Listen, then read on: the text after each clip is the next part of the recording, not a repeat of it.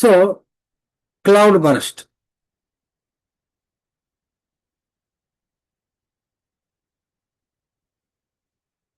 వార్తల్లో తరచుగా మనకు కనబడుతుంది, ఇటీవల కూడా మనకు కనిపించింది. అసలు what is a cloud burst? Cloud burst అంటే ఏంటంటే 30 చదరపు కిలోమీటర్ల కంటే తక్కువ ప్రాంతంలో 30 చదరపు కిలోమీటర్ల కంటే తక్కువ ప్రాంతంలో 100 మిల్లీమీటర్లు, ఎంతండి 100 మిల్లీమీటర్ల కంటే ఎక్కువ వర్షం నమోదైంది అనుకోండి, దాన్ని క్లౌడ్ బరస్ట్ అంటారు.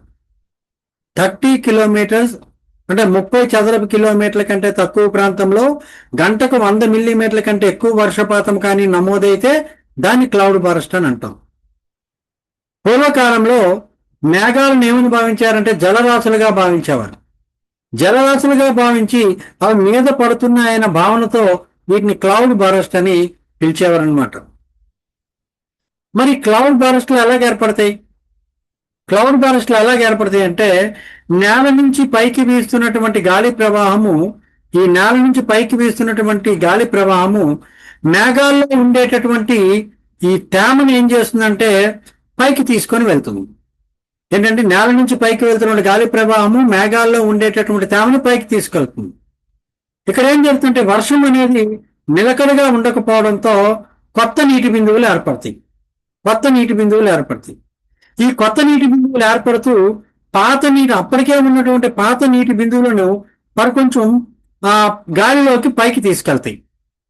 ఈ పాత నీటి బిందువులను గాలిలోకి పైకి తీసుకెళ్ళటం వల్ల ఇక్కడ ఏమవుతుందంటే మేఘాలలో అధిక సాంద్రత అనేది ఏర్పడుతుంది.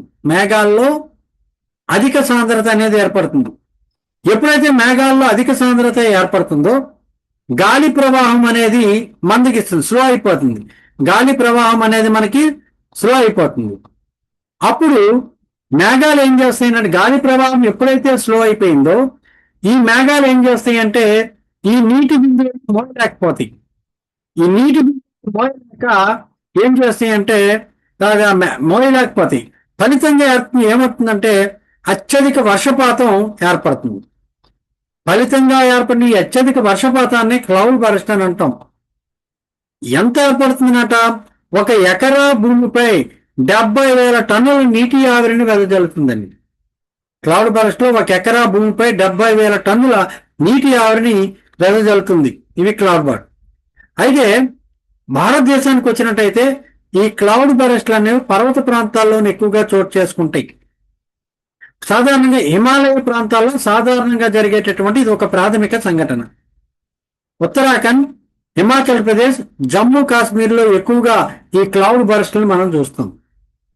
ఏం చేస్తాయంటే నిమ్నస్థాయి మాన్సూన్ మేఘాలు ఎత్తైన పర్వతాల ద్వారా అడ్డగించబడతాయి. ఫలితంగా ఏమవుతుందంటే అక్కడ క్లౌడ్ బరస్ట్లు అనేవి ఏర్పడతాయి.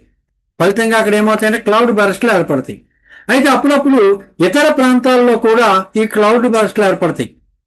అయితే ఈ క్లౌడ్ బరస్ట్లు ఏర్పడడానికి ఒక ప్రధానమైనటువంటి ఒక కారణం ఏంటంటే వాతావరణ మార్పులు, అట్మాస్ఫియరిక్ చేంజెస్ అని కూడా మనం చెప్పుకోవచ్చు.